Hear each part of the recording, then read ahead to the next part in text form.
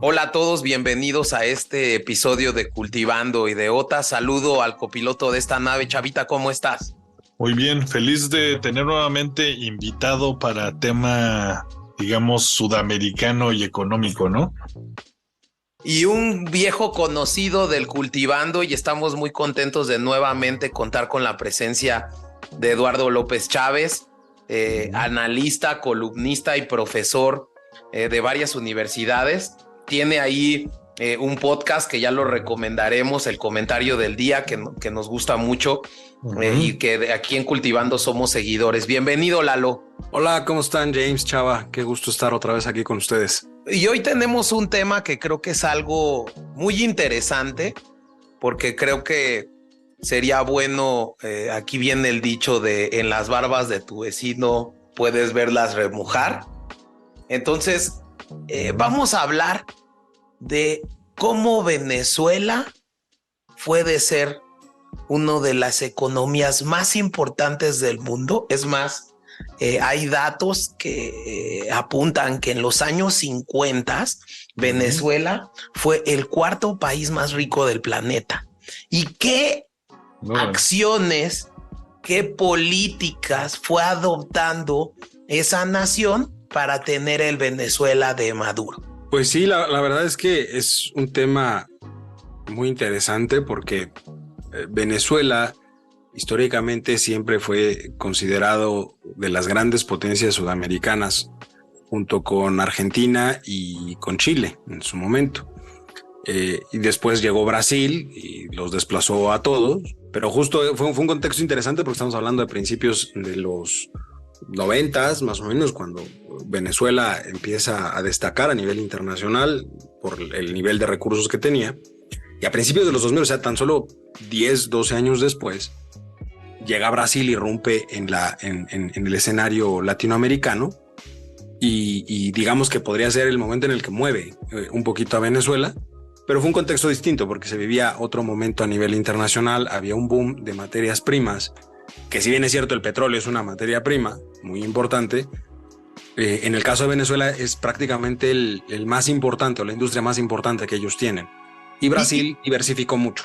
Creo que, digamos, el tema venezolano y este gran, digamos, auge del sueño venezolano surge a partir de la expropiación petrolera de México, cuando las potencias económicas, inversoras, las grandes industrias en materia petrolera y de hidrocarburos del mundo quedan muy dañadas de la expropiación que se hizo en México y empiezan a buscar otros horizontes en Sudamérica donde poder invertir. Y bueno, pues ahí ven Venezuela como uno de ellos.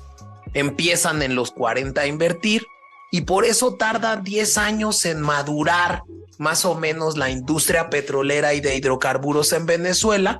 Y bueno, pues llegan unos años 50, pues donde realmente Venezuela es una economía pujante, una economía atractiva a la inversión, donde había gente de mucha cultura, que incluso tú nos platicabas, Eduardo, que tenía casas en Miami, vivían en Los Ángeles. Entonces la gente hizo mucho dinero en esa época. De hecho, las grandes fortunas venezolanas, curiosamente, a principios de los 2000, cuando llegó justamente el chavismo, muchas de las grandes fortunas, de las viejas fortunas venezolanas, terminaron saliendo del país. Es decir, sacaban los capitales, mantenían negocios ahí en Venezuela, porque había negocio, pasara lo que pasara, había negocio, pero ellos empezaron a tomar un estilo de vida muy parecido al que en su momento tuvo Argentina también.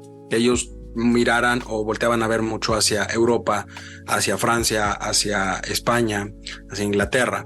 Y lo mismo empezaron a hacer los venezolanos, pero los venezolanos no tanto a Francia o Inglaterra, sino en Europa, literalmente España, pero voltearon a ver más hacia el norte, en específico hacia Estados Unidos. Se movían mucho en toda la zona, como bien decías, todo lo que es Florida, lo que es California, inclusive lo que es Nueva York, lo que es Seattle, todas las grandes ciudades de Estados Unidos. Y tenían un estilo de vida muy interesante porque eran personas que tenían negocios en Venezuela, que vivían inclusive de esos negocios en Venezuela, pero su asentamiento regular no era en Venezuela, era en Estados Unidos. Comúnmente iban para allá, regresaban, es decir, tenían un estilo de vida muy interesante los venezolanos. Eran considerados los verdaderos millonarios de Sudamérica en su momento, justamente por esa dinámica que tuvieron, en donde yo me muevo, tengo la posibilidad de viajar, tengo bastantes recursos, tengo bastante dinero.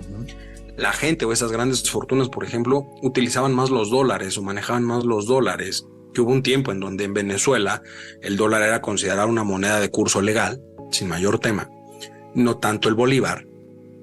Cuando llega Chávez es cuando se modifica toda esta idea específica de que el bolívar era la moneda pero antes de eso el dólar era una moneda de curso legal. Entonces la gente comercializaba en dólares, pagaba en dólares, ganaba en dólares estando en Venezuela, y eso les permitía moverse hacia otro lado. Lo que pasaba es que el gobierno, creo que este es uno de los grandes errores y que hoy en día lo tienen muchas potencias, y como lo hemos dicho en muchos otros episodios del Cultivando, por ejemplo Qatar, que han aprendido esta lección de no basar su economía en un solo recurso. Y creo que algo que Venezuela tenía es que su economía estaba completamente petrolizada. Entonces, la economía... ¿O ustedes qué creen que fue lo que lo diferencia a Venezuela, el no haber aguantado los 90s como Arabia Saudita o como Qatar, que también, o sea, ya se han ido diversificando, pero me imagino que fue bastante análogo su crecimiento de esos países en los 80s, ¿no? 90s. Sí, bueno. Y yo creo que justo a esto iba, Chavita. Sí. Que la primera gran política que le da un retroceso a Venezuela se da en 1973, cuando el gobierno nacionaliza la industria del petróleo y vuelve la famosa empresa esta Petróleos de Venezuela. Okay. ¿Qué aprovecha? Pues aprovechó que estaba la guerra en el Medio Oriente, la guerra del Yom Kippur, que lo que hicieron los árabes fue producir menos y el precio del petróleo subió 4 veces su valor. Entonces, en la primer, para mí, política que empieza a dar al traste a la economía venezolana fue la nacionalización de la industria petrolera. O sea, irse en contra del régimen gringo, digámoslo así. Pierden pues ese apoyo, no solo del régimen gringo, sino del régimen extranjero, del sector privado. Siguieron los pasos que en su momento fue la nacionalización de la industria aquí en México. Es decir, dijeron, a ver, el Estado es el que controla el sector energético, en específico el petrolero, y pues nosotros somos los que nos quedamos con eso. Somos muy inventivos en Latinoamérica. O sea, tienes petróleos de Venezuela, petróleos de Brasil, petróleos de México. O sea, somos muy inventivos en cuanto a las empresas, ¿eh? Tienes Pemex, Petrobras y Petro Venezuela, creo es, o algo así el acrónimo, no recuerdo bien. Pero el caso es que en ese sentido ellos se quedan con...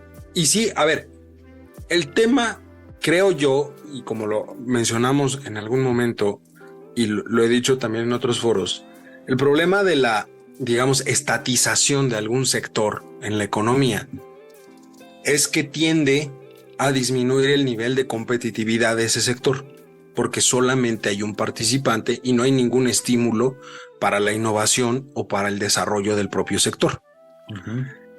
Algunos países entendieron esta parte. Arabia Saudita tiene una gran ventaja sobre Venezuela y otros países en cuestión petrolera, y por eso soportaron, un poco contestando a tu pregunta, soportaron esa época de los 90 tan conflictiva y demás. Sí, había una guerra. De hecho, Venezuela se ha beneficiado en cuanto a precio de petróleo de todos los conflictos en Medio Oriente, porque eso le pega a la zona, reducen un poco la producción y demás, y ellos ganan, porque aumenta el precio, gana Venezuela, que sí es miembro de la OPEP por el nivel de producción que tiene. Pero lo que Arabia Saudita y todos esos países tienen de beneficio es que el petróleo que ellos tienen es de muy buena calidad y todo el mundo quiere ese petróleo porque el costo de refinación de ese petróleo es mínimo a comparación de otros petróleos. Entonces se vuelve muy atractivo y ellos pueden venderlo a precios mucho más accesibles, digámoslo de alguna manera, que les permite seguir obteniendo recursos. Además, por ejemplo, si ellos dicen vamos a disminuir 1 millón de barriles al día de extracción, pues no les afecta en realidad, porque las reservas que tienen son tan grandes y ya tienen tanta producción hecha que simplemente siguen vendiendo en el mercado, aunque se haya reducido la extracción, porque ojo, lo que reduces es la extracción de barriles de petróleo, no reduces el nivel de refinación de gasolinas, no reduces el gas, no, o sea, el resto de energéticos se mantienen iguales. Ellos Y la tienen oferta no se pierde, digamos. la oferta no se pierde porque seguimos demandando la misma cantidad. Entonces, dejas de producir, dejas de extraer petróleo, pero no dejas de producir los derivados. Y es tan bajo el costo que ellos tienen que siguen obteniendo una ganancia muy importante. Es correcto. Entonces, y justo, digamos, lo que dice, y haciendo un resumen de lo que acaba de decir Lalo, pues esto mismo de la falta de capacidad de competitividad pasa con Petróleos de Venezuela. El gasto público de Venezuela, ¿no? Empieza a generar un problema real de política económica en Venezuela. Y para hacerte una idea, Venezuela y el gobierno venezolano se toma nada más del 73 que nacionaliza al 79 para tener un país prácticamente hipotecado. Incluso el presidente de esa época, que no recuerdo su nombre, llegó a decir: asumo el poder de una Venezuela hipotecada.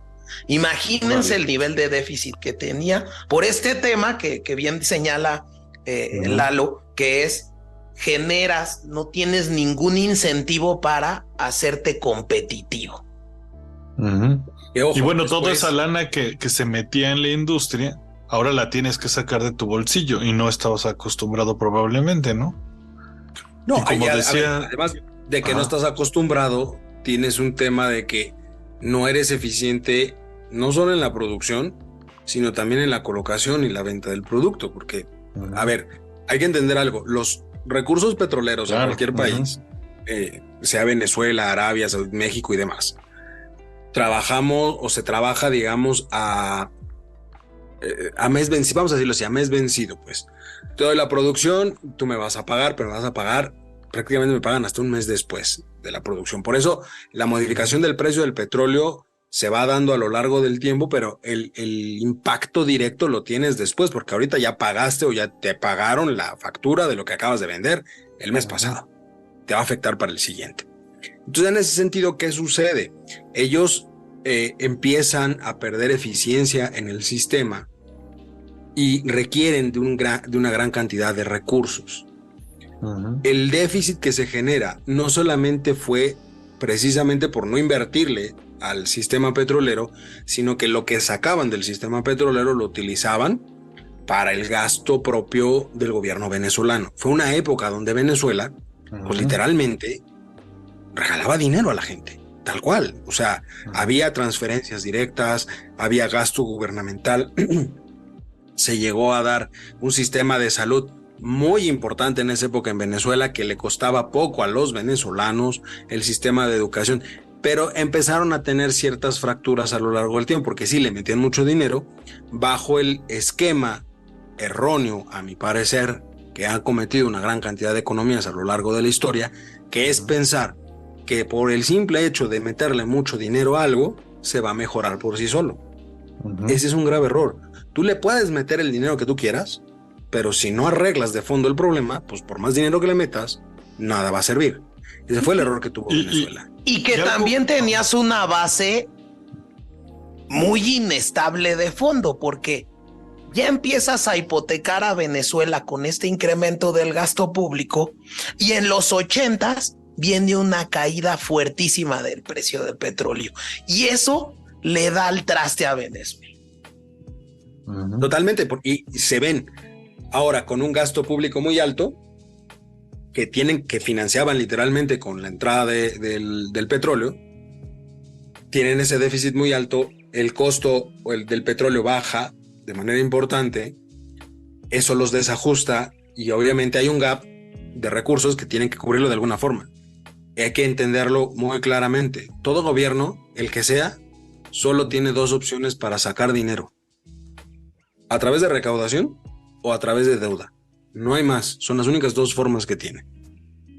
Como no podía aumentar la recaudación, lo único que hizo Venezuela fue voltear a ver a los grandes organismos internacionales y decir, show me the money, necesito dinero, ¿no? Es correcto. Entonces, llega este tema, empieza a generar un descontento social, este déficit, digamos, Venezuela entra en una recesión a inicios de los 80s muy fuertes y empiezan a formarse grupos paramilitares, uno de ellos comandado por el famoso comandante Hugo Rafael Chávez Frías.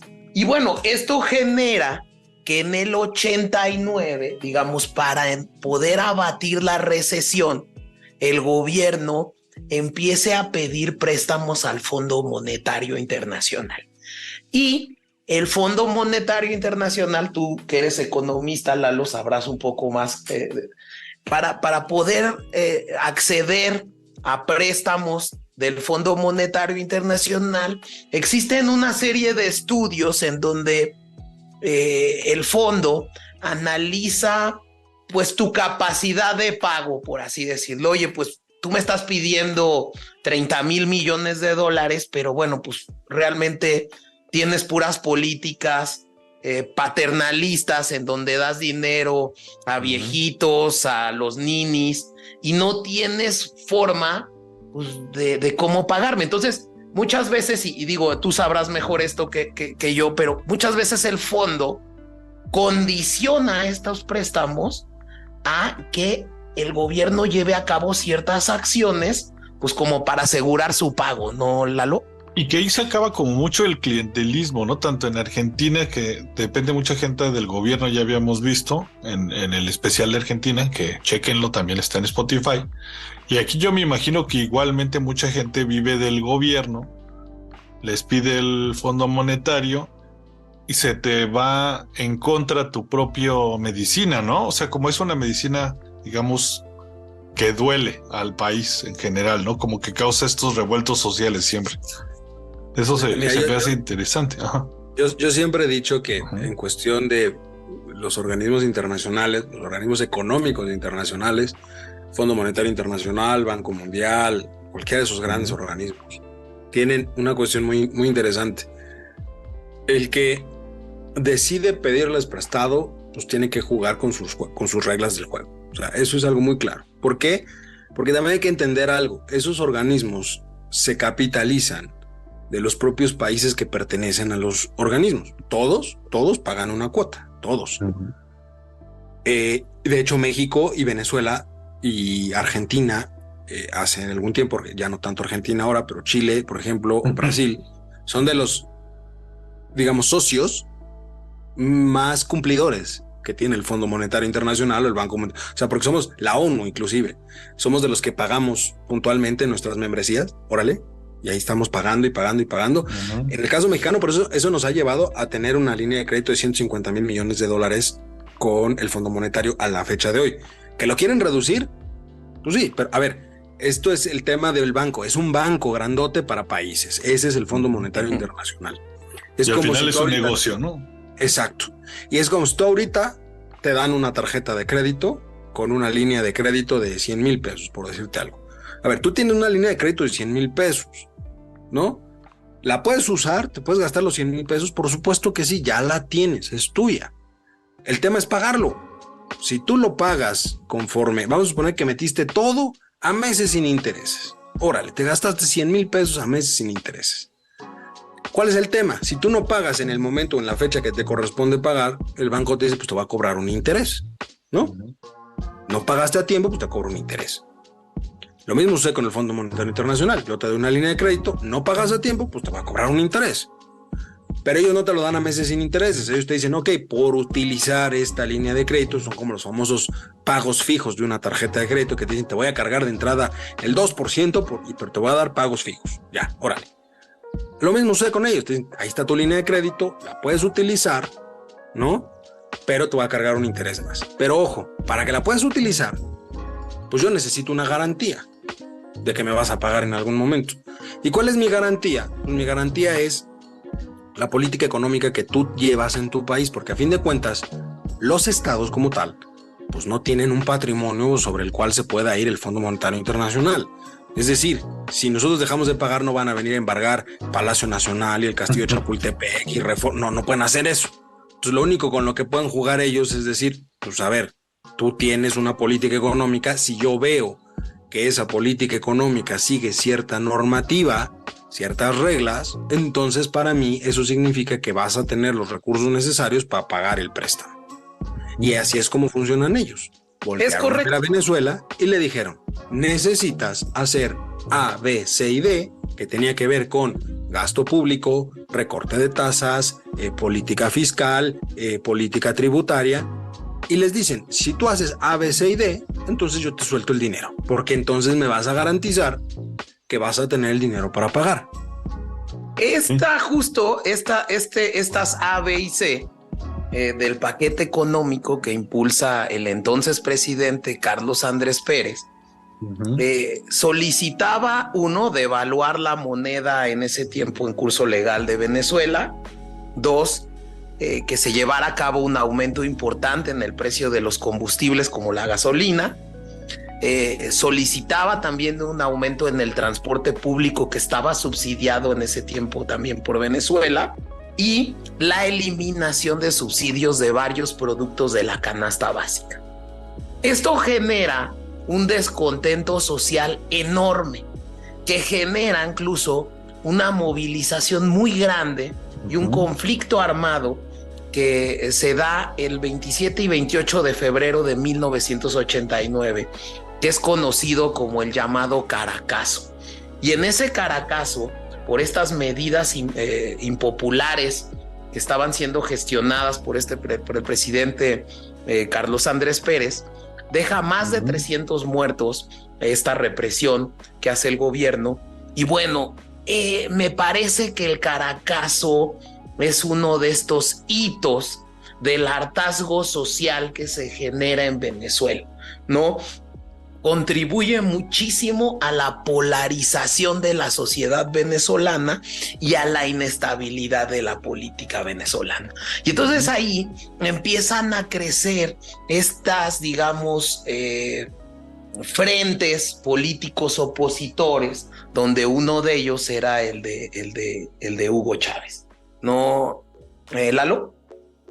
Sí, a ver, Hugo Chávez llega al escenario venezolano como buen militar a través de las armas. O sea, eso hay que decirlo. O sea, él se planta ahí a través de las armas, que en ese momento, si analizamos el contexto de Sudamérica, pues tampoco era algo nuevo, ¿eh? O sea, ya había sucedido en Chile, teníamos allá un Pinochet, ¿no? Había sucedido en Argentina, los que estaban tomando el poder en los 80, pues es el peronismo, ¿no? Venían del general Juan Domingo Perón. Es decir, no era algo nuevo que los militares trataran de tomar las riendas de los países en ese momento. La gran diferencia que tuvo Hugo Chávez es que Hugo Chávez logró armar una narrativa, un discurso que le llega a las clases bajas venezolanas. Hugo Chávez no le hablaba a las clases privilegiadas venezolanas, no le hablaba a los dueños del capital, sino que les hablaba a las bases sociales venezolanas. El discurso ese de el capitalismo yanqui está acabando con la sociedad venezolana y por eso tenemos que repudiar al imperio y tenemos que acabar con ellos y vamos a hacer una revolución y nos vamos a alejar de ellos. Ese discurso le llegó a la gente, porque a la gente lo que le decía es, oye, lo que tú estás pagando, todo lo que te están quitando subsidios, te están quitando dinero, te están aumentando los impuestos, te está cobrando más la gasolina, todo eso es culpa de Estados Unidos. Ni siquiera decía del Fondo Monetario. No. El discurso de Hugo Chávez era la hegemonía, la gran potencia, el capitalismo yanqui.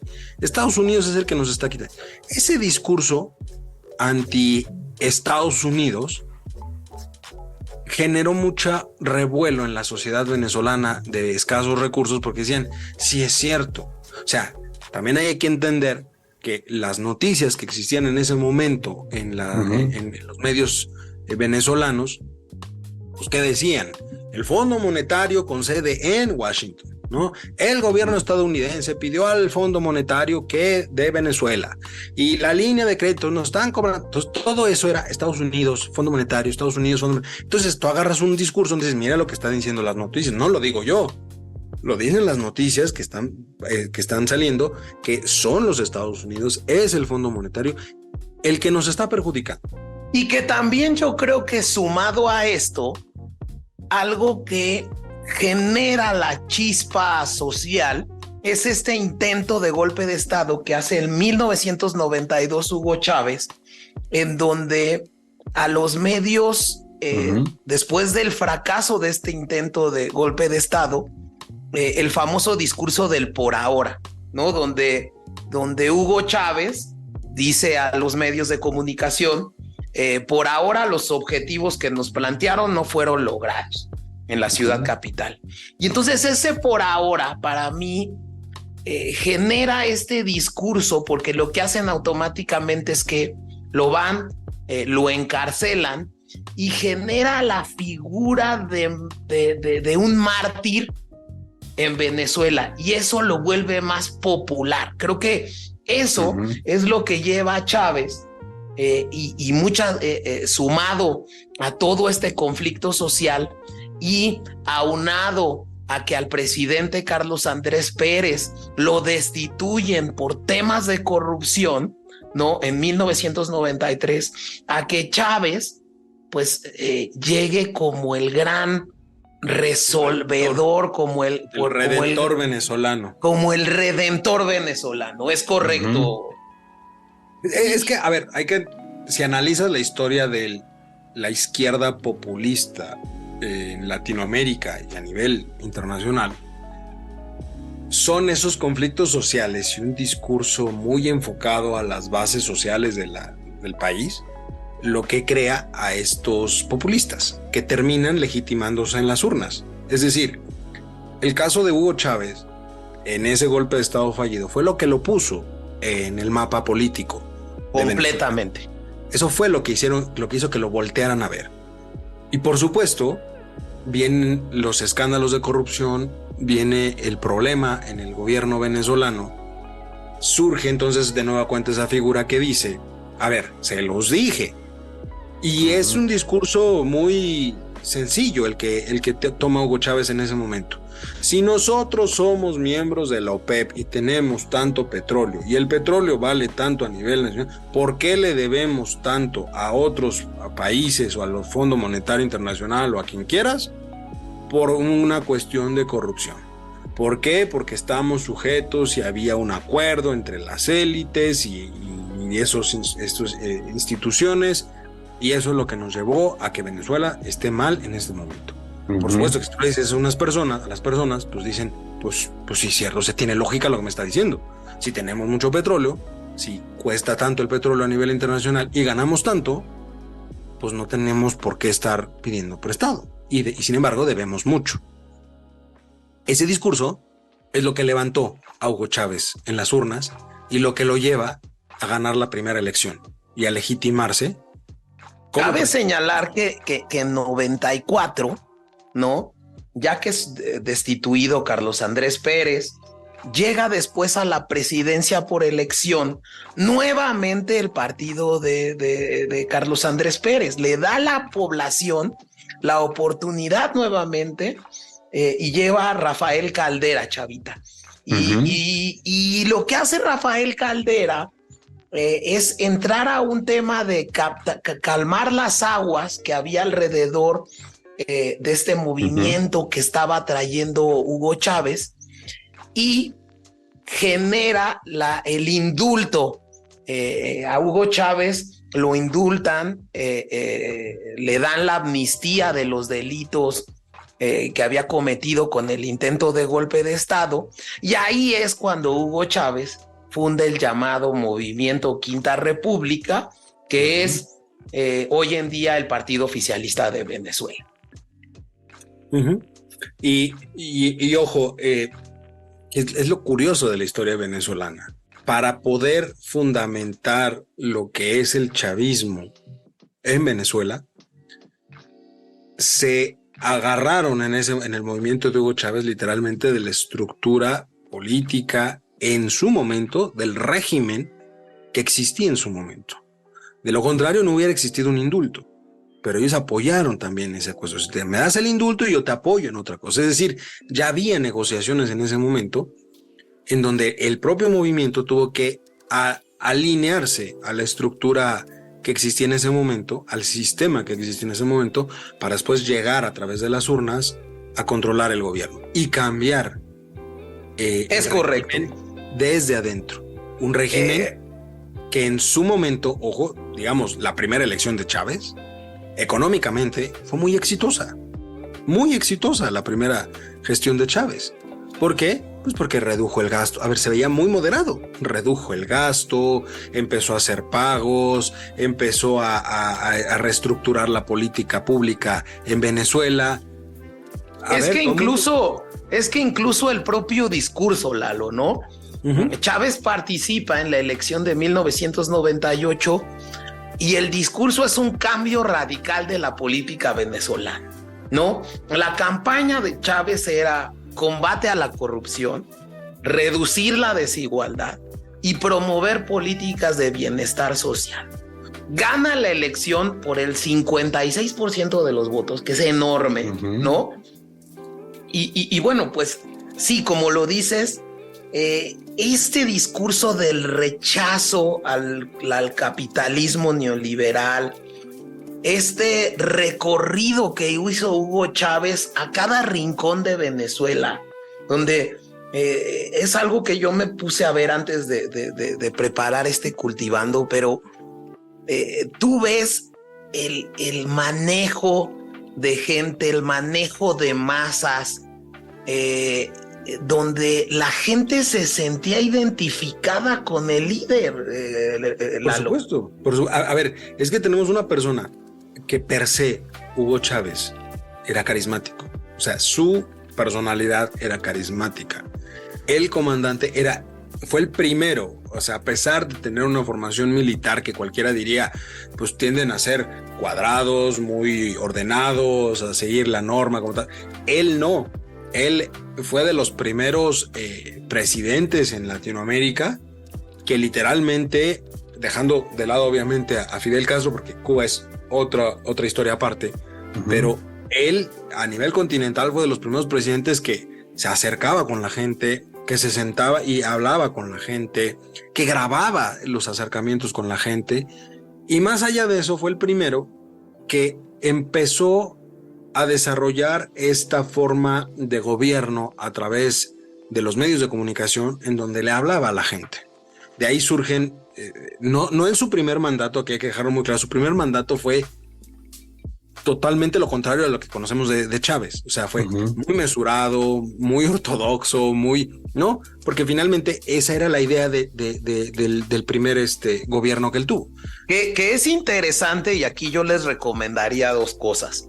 Primero, la toma de protesta de Chávez es muy recomendable porque incluso dice que algo de tomo protesta sobre esta moribunda constitución, ¿no?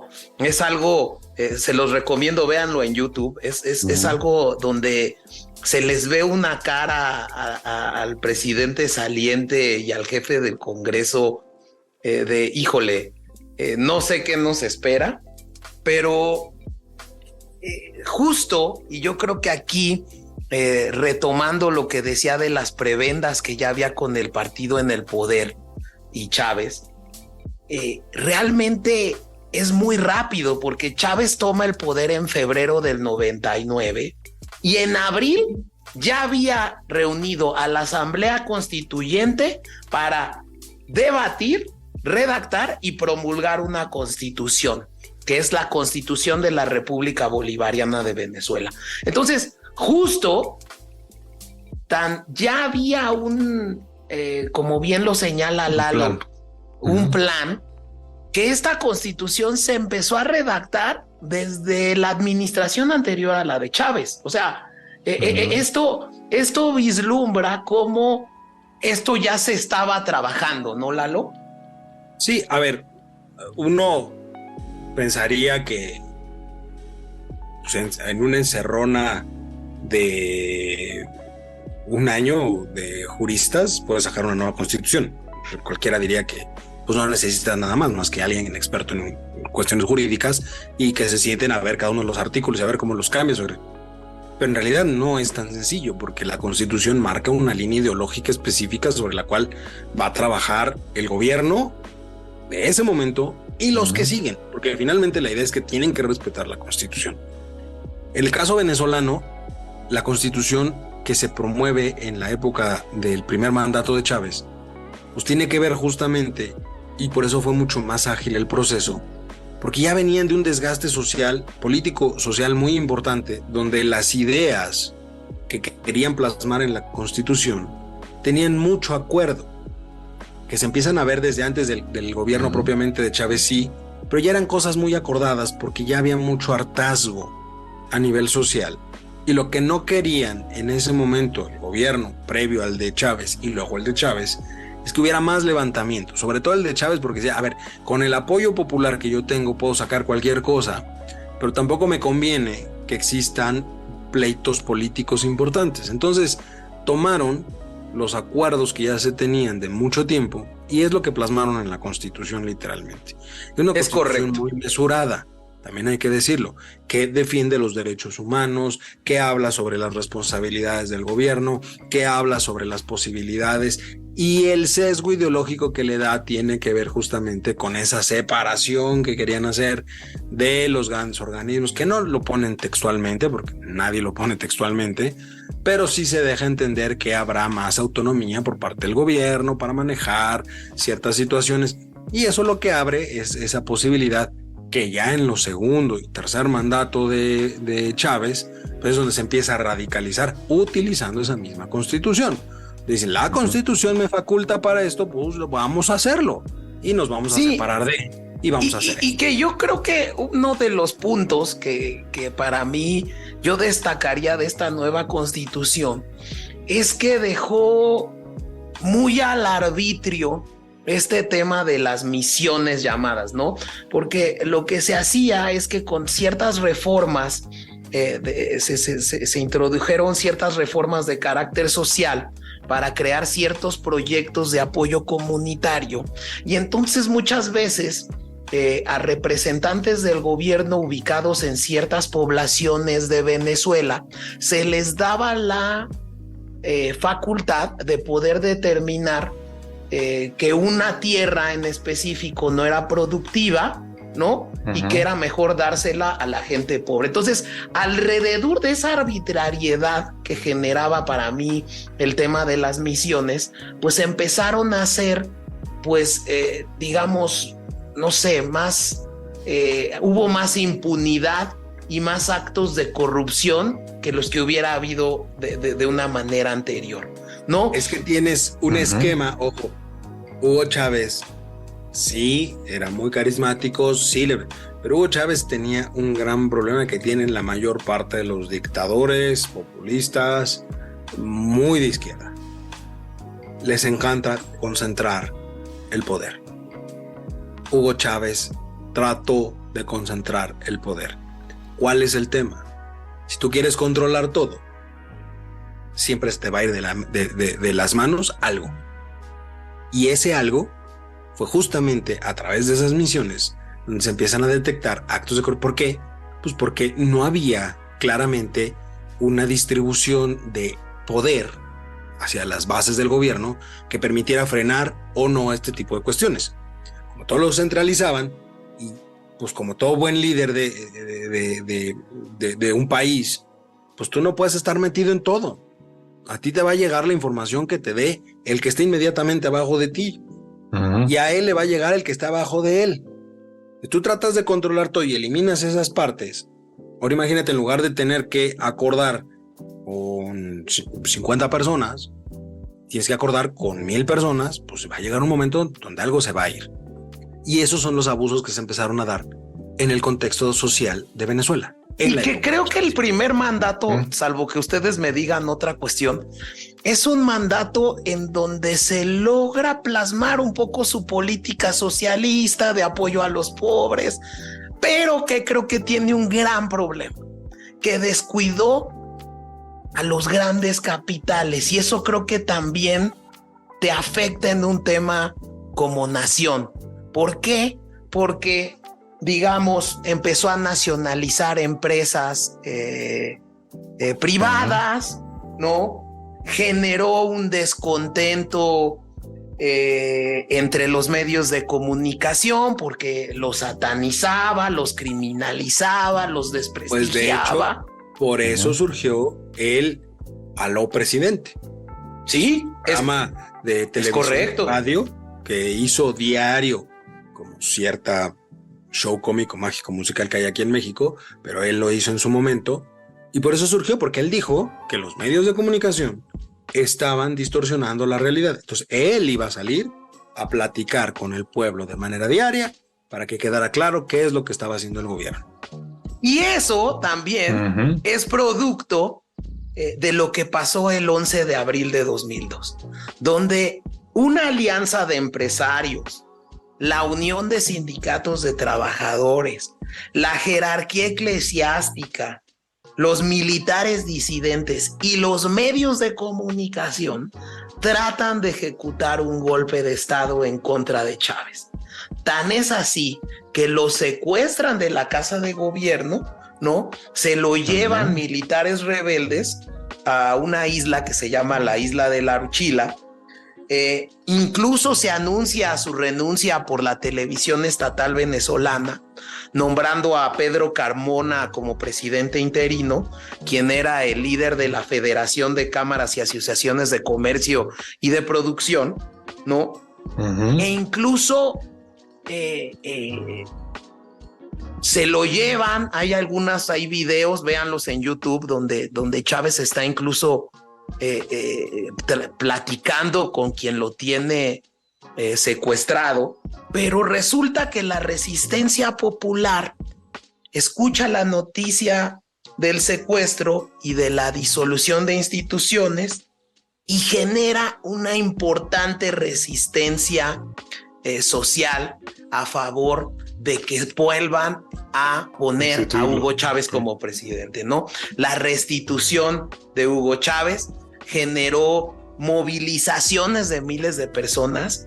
En Caracas y otras ciudades pedían esta restitución, y después de 2 días de intensas protestas, Chávez es restituido a la República Bolivariana de Venezuela el 13 de abril de 2002. Entonces, realmente creo que aquí Hugo Chávez se da cuenta de quiénes son sus siguientes víctimas, ¿no, Lalo? Pues mira, primera, esa situación lo legitimó de manera importante a ojos no solamente de la sociedad civil venezolana, sino de la sociedad civil internacional, porque realmente lograron manejar mediáticamente la situación, van a decir, a ver, fue un golpe de Estado, fue un delito de sedición por parte de algunos militares, que después dijeron, obviamente, para no perder la narrativa, dijeron orquestado desde Estados Unidos y propiciado por Estados Unidos, y otra vez el capitalismo yanqui malo. Pero eso, pues finalmente estamos hablando de 2002, ¿no? Le dio 11 años más, literalmente, a Hugo Chávez. Después de eso, se fue, ahora sí que como gorda en tobogán, ¿eh? Vámonos. Hasta él es de los pocos jefes de Estado que podemos decir que se murió en el cargo.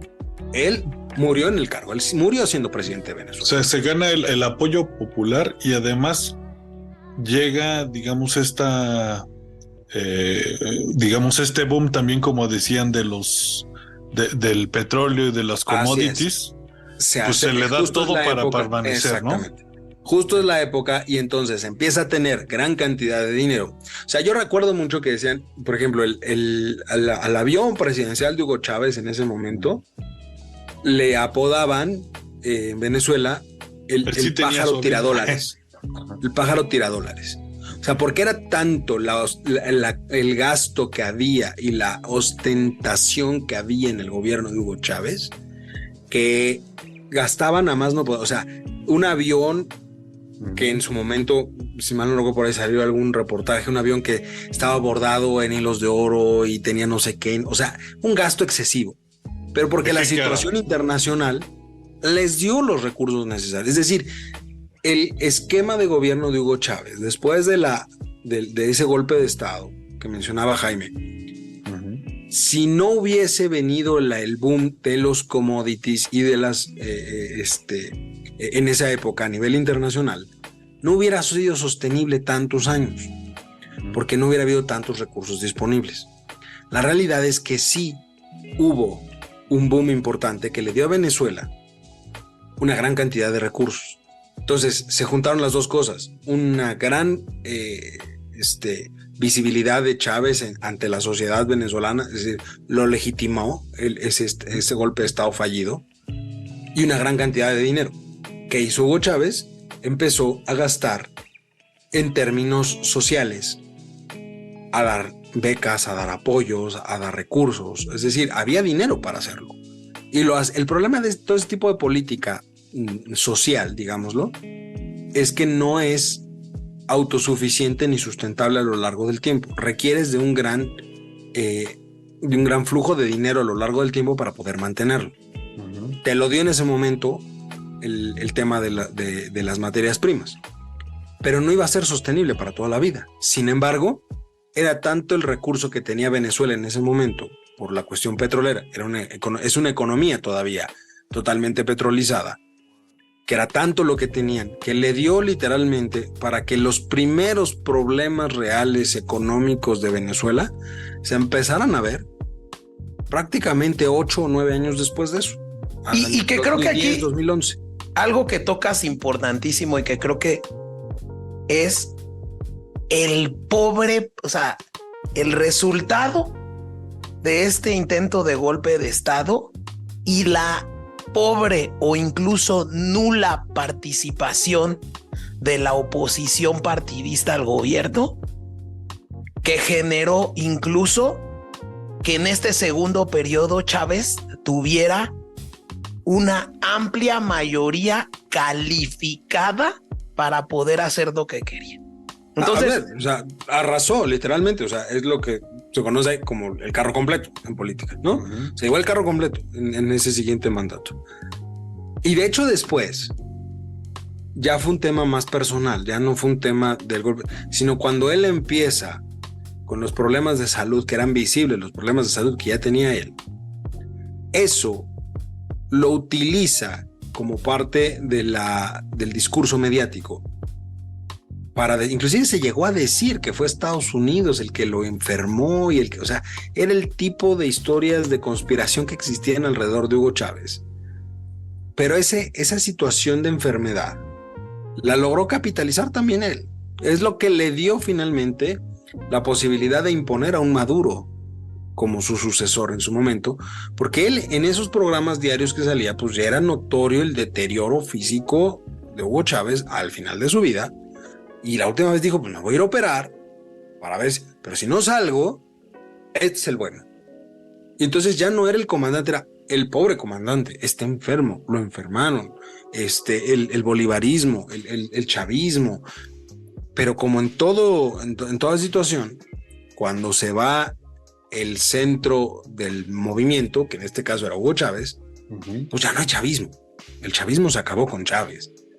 Y lo que tuvo Maduro fue, ahora sí que el final del apoyo que le pudo haber dado Chávez, y por eso en sus primeros meses de gobierno, el discurso de Maduro era Chávez, Chávez, Chávez, Chávez, un pajarito me dijo, el comandante dijo, el comandante hizo, porque era la única forma que tenía de legitimarse a través del apoyo social, evocando al que sí tenía el apoyo social, que era Hugo Chávez y no él.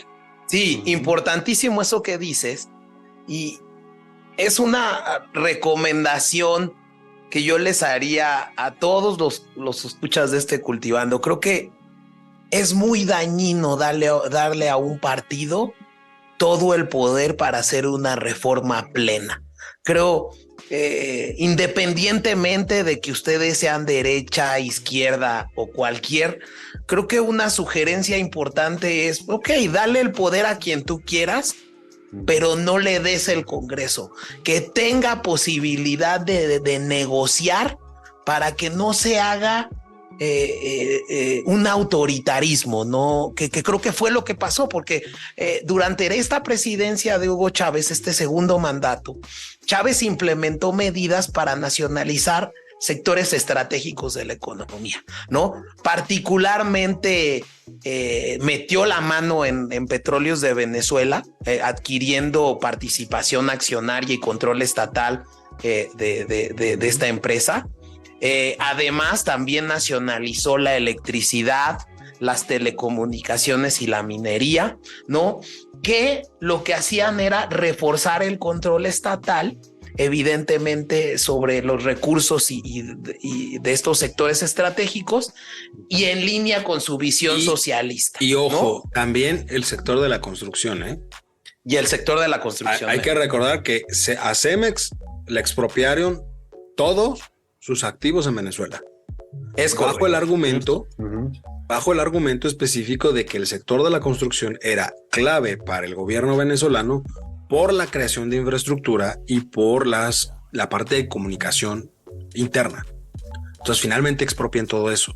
A ver. Y ese tema también, y creo que es una visión, y justo lo veíamos antes de entrar a Cultivando, Lalo, es esta visión de reducir la dependencia más que generar un negocio. Y creo que esto es bien importante porque esto define mucho y se define mucho en los gobiernos populistas. Es que a mí no me importa sacar el petróleo a $200, pero tengo un petróleo que es mío y no dependo del petróleo de Arabia, que aunque me va a costar importado $50, pues algún día me van a cortar el suministro y se me va a acabar. No, creo que es una discusión, Lalo, que totalmente, pero a ver, ahora sí que hay de formas a formas, ¿no? El gran problema que a veces han tenido los gobiernos de izquierda, sobre todo los populistas, es que no hacen las formas o no tienen las formas correctas para hacer ciertas cosas y les terminan explotando en las manos. Es un poco lo que le pasó a Venezuela en su momento. A ver, la figura de una expropiación existe de muchos años en todos los países, porque finalmente es una figura que te permite utilizar recursos que crees que puedan ser en favor de la población y del bienestar en general. Y por eso lo expropias, porque dices, a ver, esto en manos del gobierno puede ser mejor distribuido y puede beneficiar más a la población que en manos privadas, por ejemplo, ¿no? El tema que tenemos es que la implementación que se hace muchas veces no es la mejor, porque llega un Hugo Chávez que bajo ese supuesto de decir esto es en favor de los venezolanos y de la sociedad venezolana en general, yo expropio todo esto, pero no lo expropia inclusive de mano o como dice textualmente la ley. Hay violaciones ahí a los derechos de los dueños del capital muy importantes que finalmente él se los quita de encima diciendo pues es el pueblo y el pueblo me va a apoyar, y efectivamente el pueblo lo apoyaba porque el pueblo decía pues él lo está haciendo está bien, vamos a apoyarlo, vamos a jalar todos para allá, y si hay que expropiar, expropiamos, por supuesto. Están expropiando cosas que no son tuyas, tú por eso lo apoyas. No es como dice el refrán, hágase la justicia en los bueyes de mi compadre, porque en los míos no. Los míos no los toquen, pues los de mi compadre, pues que se los lleven si quieren, pues a mí qué, ¿no? Y en ese sentido, pues la gente obviamente lo iba a apoyar. ¿Por qué? Porque el resultado, ¿cuál era? Es decir, necesitamos más recursos, ¿para qué? Para beneficiarlos a ustedes. Ahí es donde se empieza a desvirtuar la idea específica del chavismo. Que yo siempre, muchos de los gobiernos populistas empiezan con una visión que yo no la veo tan errada. Finalmente, yo creo que nadie a nivel internacional está en contra de apoyar a las clases menos favorecidas, de apoyarlos de alguna manera. El problema está que para apoyarlos, pues de algún lado tiene que salir el dinero. Y ese, ¿de dónde va a salir el dinero? Es o les aumento los impuestos a los que ya pagaban impuestos, es decir, a los mismos les cargo más la mano, o me empiezo a endeudar. Y esa deuda, pues la va a terminar pagando los mismos que siempre pagan impuestos, y esas personas de menos recursos también van a tener que empezar a pagar por esos recursos en algún momento, porque nada es gratuito. Y esa mala implementación de los gobiernos de izquierda a veces es lo que ha hecho que ningún proyecto realmente de izquierda perdure de manera importante a lo largo del tiempo. Me dirás, China, ya lo hemos platicado en algún momento, China es un mix, no es una economía de izquierda, es un mix entre una economía de mercado y una economía socialista, tiene sus tintes, pero no es puramente populista ni de izquierda. Venezuela se ha mantenido y está en una crisis importante ahorita. Volteamos a ver a Cuba, y Cuba empezó a modificar ciertas cosas en el momento en el que desapareció Fidel y se acabó la economía o el tipo de gobierno de izquierda cubano que nació con Fidel y se fue con Fidel. Volteas a ver a Argentina, es lo mismo. Aquí mismo en México, todo el mundo hace 5 años decíamos, a ver cómo nos va en cuestión económica. Damos tumbos muy fuertes, o sea, son 6 años que en términos económicos es como si no hubiera sucedido nada, o sea, vamos a acabar prácticamente igual, como si en 6 años ni perdimos ni ganamos, ni para Dios ni para el diablo, vamos a acabar prácticamente igual que hace 6 años. Entonces, no hubo tanto gol, pero ¿qué hizo este gobierno cuando llegó? Pues se vio muy mesurado, ¿no? Muy ortodoxo, no le movió tanto, ¿no? Y en otros gobiernos le empiezan a mover, ven que no funciona, se detienen tantito y tratan de regresar al momento anterior. Porque no es sostenible la parte del populismo gastando y gastando y gastando y gastando. Hoy ese es el gran problema de Venezuela. Gastó tanto y se ha vaciado tanto por una cuestión de derechos, de derechos humanos, de violación de derechos humanos.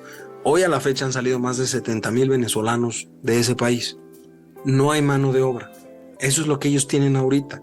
Ahorita tienen una escasez de mano de obra que por más industria que tengas, pues si no tienes gente preparada, si no tienes quien trabaje, pues no va a jalar nada.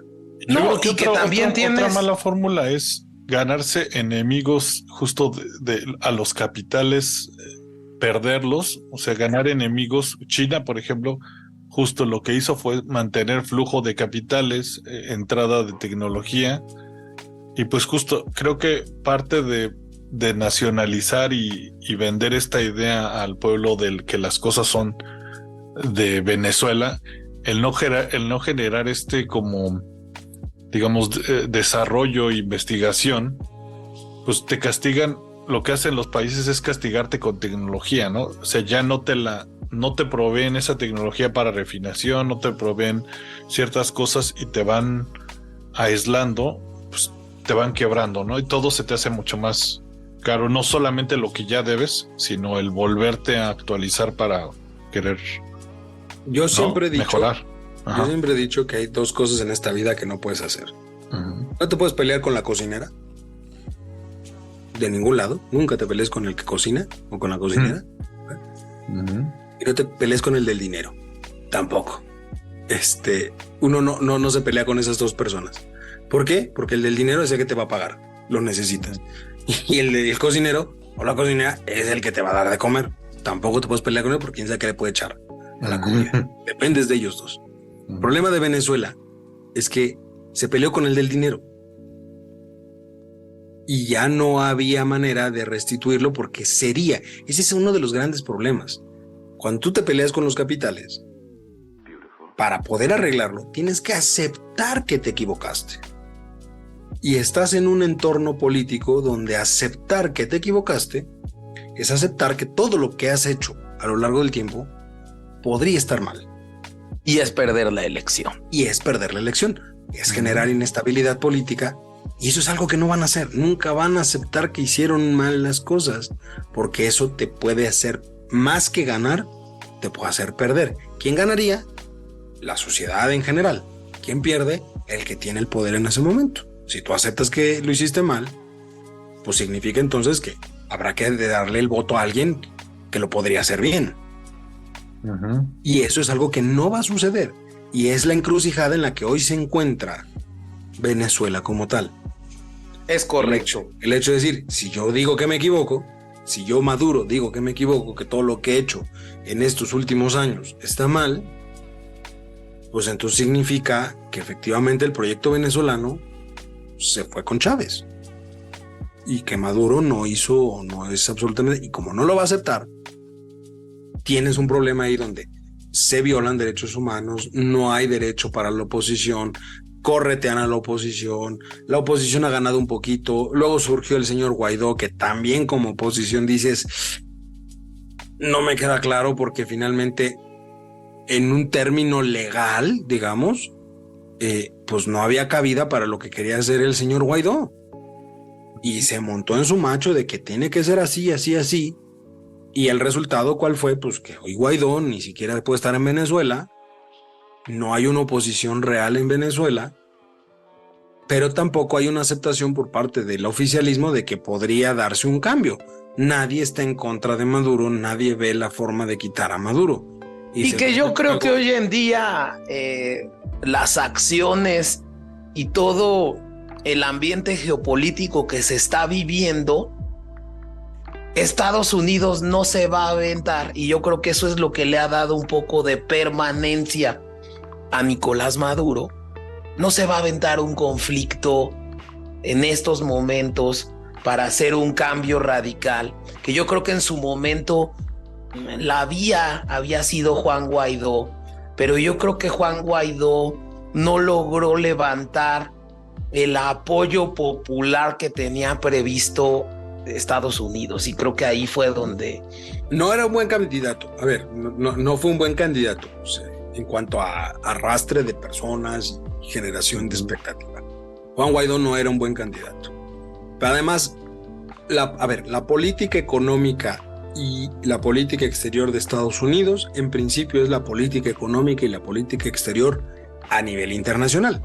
Es correcto. Estados Unidos mueve. Entonces, si tú ahorita piensas en un Estados Unidos que está peleado con Rusia, ahí hay un pleito latente por el tema de Ucrania, y además tiene un polvorín en la franja de Gaza, en el problema que está entre Israel y Palestina, y además volteas y tienes un problema de migración con México, y además volteas y tienes un problema de migración muy importante en Europa, en Turquía, que sigue pidiendo dinero para poder mantener allá a los migrantes que quieren llegar a Europa, y Europa voltea a ver a Estados Unidos por ser aliados de la OTAN y le dicen, a ver, pues échenos la mano aquí porque no podemos. Pues Venezuela pasa a último término de importancia en la política económica, en la política. Porque incluso todavía sumado a eso traes una guerra y un conflicto comercial con China, ¿no? Acabarla, que es a veces tu primer socio comercial y a veces tu segundo socio comercial. Si nosotros le ganamos en algún trimestre, lo pasamos a segundo, luego ellos nos ganan, luego nosotros, y así nos vamos. Pero si lo ven así, pues Venezuela es pecata minuta y no me interesa lo que pasa ahorita en Venezuela porque tengo cosas más importantes que hacer, porque sí tengo un ruso loco que amenaza con aventar bombas nucleares, y luego tengo un problema en la franja de Gaza donde los dos se están bombardeando y también tienen poderío nuclear que en un momento me puede afectar a mí, Estados Unidos. Pues entonces que Maduro siga ahí, pues me da igual. De todas maneras, los venezolanos que salen de allá huyendo terminan en México, tratando de pasar la frontera. Pues entonces, por eso le preocupa, la única preocupación real de Estados Unidos respecto a Venezuela es el tema migratorio, porque todos esos venezolanos que salen se quedan en México buscando pasar a Estados Unidos, ¿no? Y se vuelven parte del tema migratorio con México, pero no es realmente un tema migratorio con Estados Unidos. El tema migratorio es la frontera con México, que hay más venezolanos y cada vez también hay más mexicanos, es cierto. Pero fuera de eso, Maduro no representa un problema real para Estados Unidos, y eso, como bien dices, es lo que le ha dado aire al gobierno de Maduro para que se mantenga durante más tiempo. Y yo creo que también el arma militar que ha tomado Maduro, ¿no? Que lo que ha vuelto es volcado sus recursos al fortalecimiento de las milicias, de la milicia, de su ejército, ¿no? El tener contento al ejército, ¿no? Tienes a miembros como Diosdado Cabello, que son militares y que hoy en día han generado narcoestados, ¿no? Literal, en donde hay un poder fáctico que también está a las órdenes del gobierno y que se han aliado para hacerse fuertes, ¿no? Y para consolidarse en el gobierno. Mientras los mantenga contentos, o sea, porque se puede volver el arma de doble filo para Maduro el fortalecimiento del ejército. Si en algún momento el ejército deja de estar contento con todo el poderío que le está dando, pues tan fácil es como removerlo, o sea, retomar los pasos que en su momento siguió Chávez, de decir, pues podemos encontrar una figura carismática que nosotros apoyemos, porque esto ya no nos está conviniendo. En ese momento, pues el gobierno de Maduro estaría contado.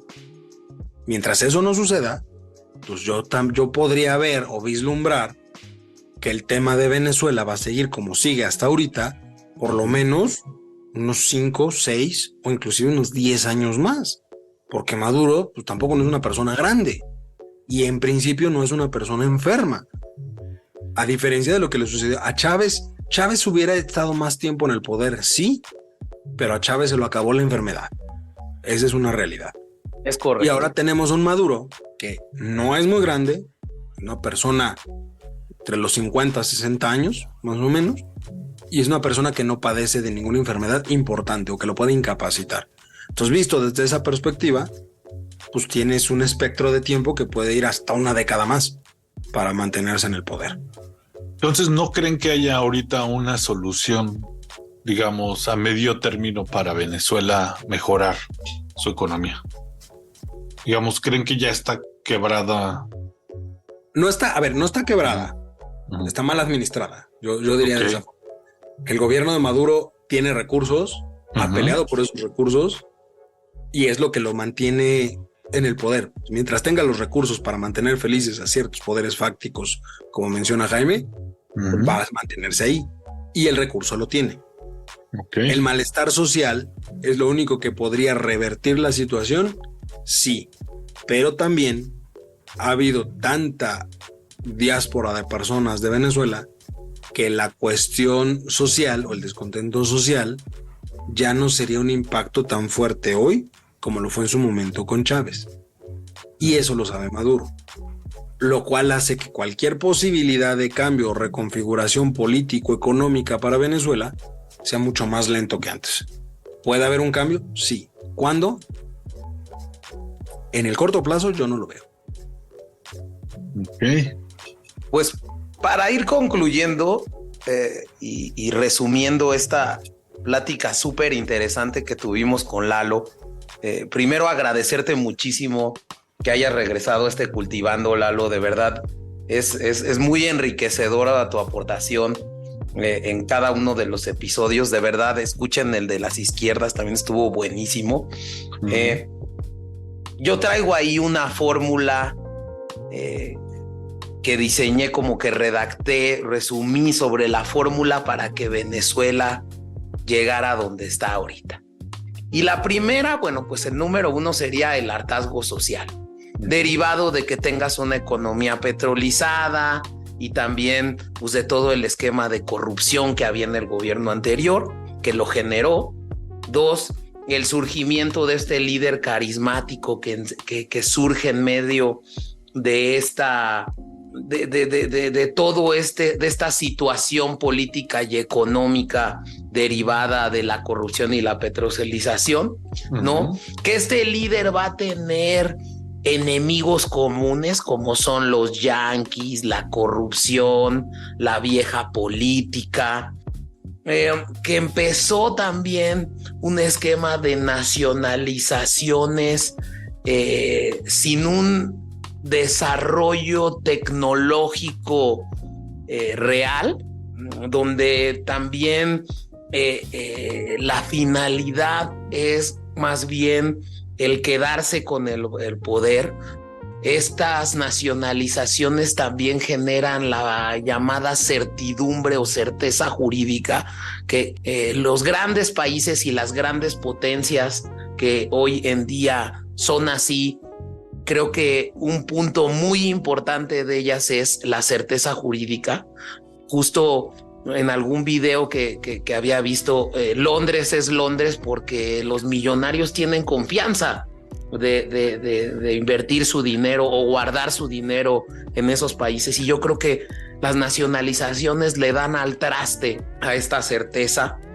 Y 5 es la finalidad de buscar por todos los medios el mantener el poder, es decir, no hacer caso a las instituciones, demeritar a la oposición, menospreciarla o incluso eliminarla.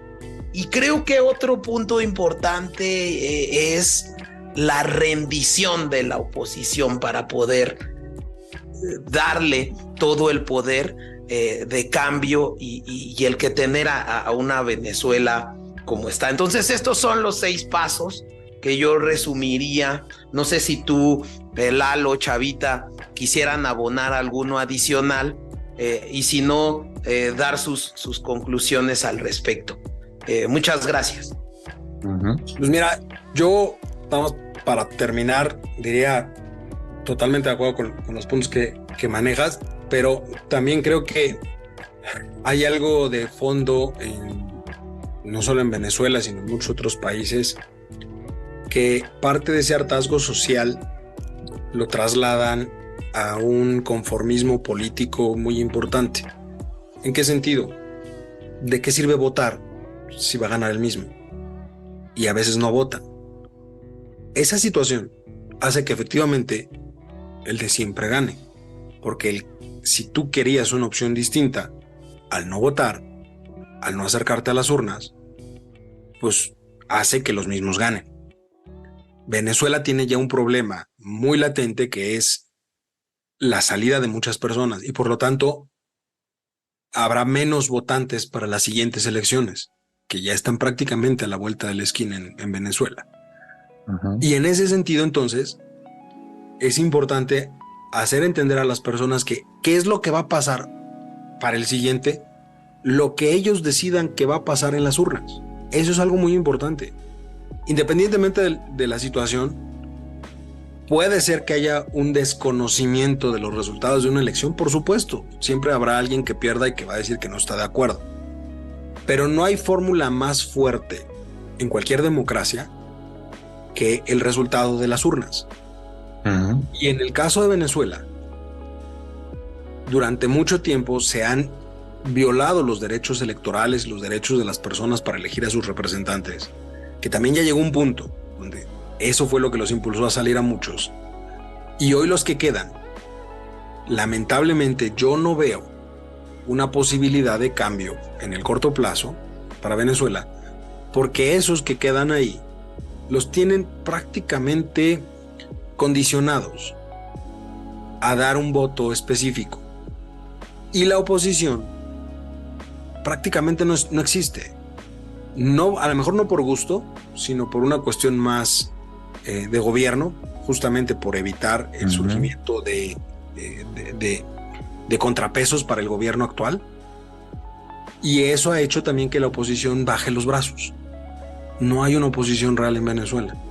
Por eso la situación actual es tan compleja, porque no tienes una sociedad civil organizada, mucha ha salido, la que queda está totalmente atrapada, y no tienes una oposición fuerte. Todos han bajado los brazos, porque también tienes poderes fácticos como el ejército, como el crimen organizado, que los hace bajar las manos. Eso es lo que ha hecho el caldo de cultivo tan peligroso en Venezuela. Y el tema también está en que recordemos que cuando hablamos de este tipo de cuestiones, la cuestión territorial no existe.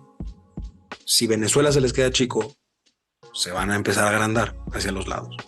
El gran problema que tenemos ahí entonces es que, de nueva cuenta, Sudamérica puede volverse un polvorín, políticamente hablando. Y ese es un grave riesgo para la región. No solamente para ellos, para la región completa. Eso sería lo único que yo agregaría, digamos. No, definitivamente. Yo igualmente también concuerdo totalmente con lo que dicen, y creo que algo extra que podría yo pensar que también hace, digamos, caer más a un país, aparte de todas esas circunstancias, es tener este tipo de gobernantes que buscan, que tienen como un complejo de rey, que no quieren ser derrocados. Muchas, como en Estados Unidos, buscan los demócratas, pues como partido llegar y permanecer en el poder, pero el querer permanecer con una sola persona, imagen, creo que te provoca muchos más problemas, te vuelve conformista a esta figura, y pues les quita esa visión que yo no sé por qué en Qatar y también Arabia Saudita, que también pues tienen pues reyes o dictadores de cierta manera, pero traen una visión un poquito más a futuro. No sé qué es lo que le falta a Latinoamérica, que tenemos este tipo de dictador mediocre que busca como seguir siendo el rey porque le enseñaron a ganar en la escuela a la maña, ¿no? Creo que eso es como una onda medio rara que nos mantiene ahí en un vicio. Yo diría que es una cuestión institucional. Los grandes jeques, las grandes familias de aquellos lados son muy institucionales, y por eso van a futuro, porque es el futuro de la institución como tal. Acá no hay una institución, acá es una ideología, y finalmente lo que busca es tratar de ganar adeptos para esa ideología, pero cada uno termina dándole su digamos, punto de vista a la ideología, y eso evita que sea institucional en algún momento y que llegue, pues ahora sí que el más fuerte, y el más fuerte no necesariamente va a pensar igual que el que empezó con esa ideología. Creo yo que esa es una de las grandes diferencias que tenemos, o que tienen esos presidentes, esos dictadores a nivel internacional. Unos son más institucionales y por lo tanto ven a futuro, en el sentido de que la institución son ellos y su familia y sus herederos, y los otros pues simplemente disfrazan las cosas.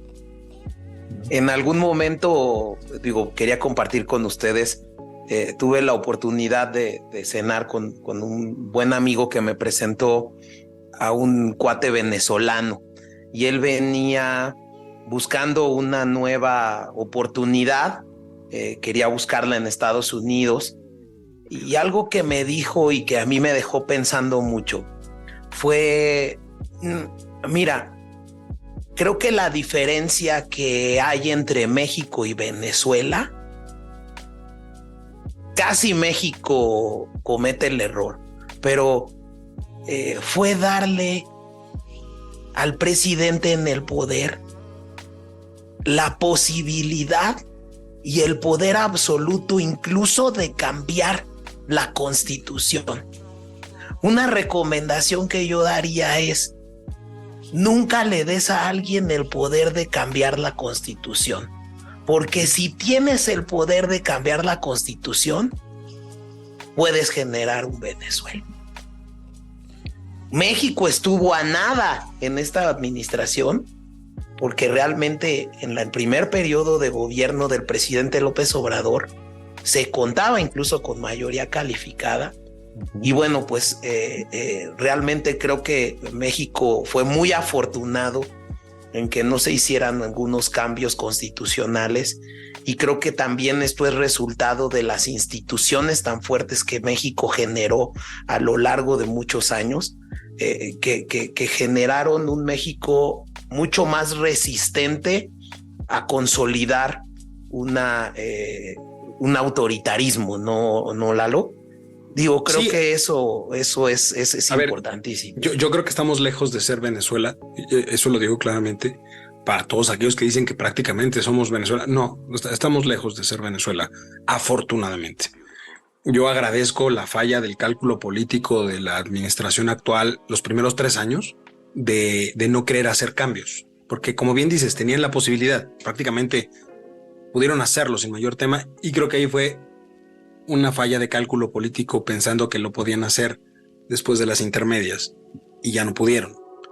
Qué bueno que hubo ese fallo, pero qué malo, como bien dices, que se le haya dado todo. O sea, el que sigue, efectivamente, el siguiente gobierno puede ser del oficialismo o de la oposición. Sea cual sea, hay que asegurar que el contrapeso natural, que es el otro poder, el legislativo, no tenga el mismo color. Tiene que ser distinto, porque entonces realmente como sociedad estamos propiciando esos contrapesos. Y en un contrapeso es muy poco probable que lleguemos a los niveles a los que llegó Venezuela. O sea, se les fue de la mano a la sociedad venezolana totalmente el manejo de esos contrapesos. No, para ellos no era necesario. Hoy muchos de ellos están arrepentidos de no haberlo hecho en su momento. Y nosotros, en el caso mexicano, creo que estamos en un muy buen momento de pensar ese tipo de situaciones y de evitar que no existan contrapesos. Deben de existir, y eso es chamba de todos los que nos están escuchando, porque finalmente la decisión se toma en la soledad de la casilla para votar.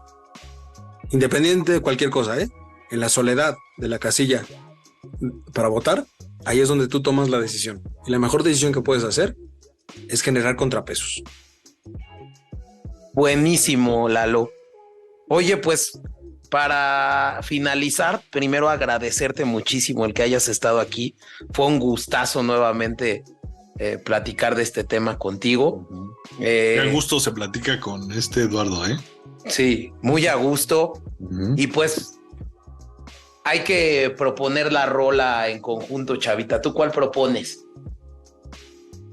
Esa se la paso a Eduardo ahorita porque no se me ocurre ninguna.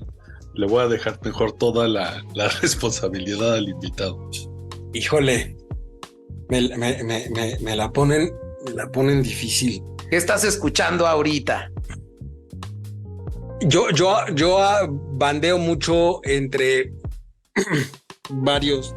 Ahorita, por ejemplo, no sé por qué, bueno, tiene que ver con el reciente lanzamiento de esta canción inédita de los Beatles que acaban de sacar hace poco. Ah, sí. No la he remasterizaron los videos de esa última grabación que hubo realmente.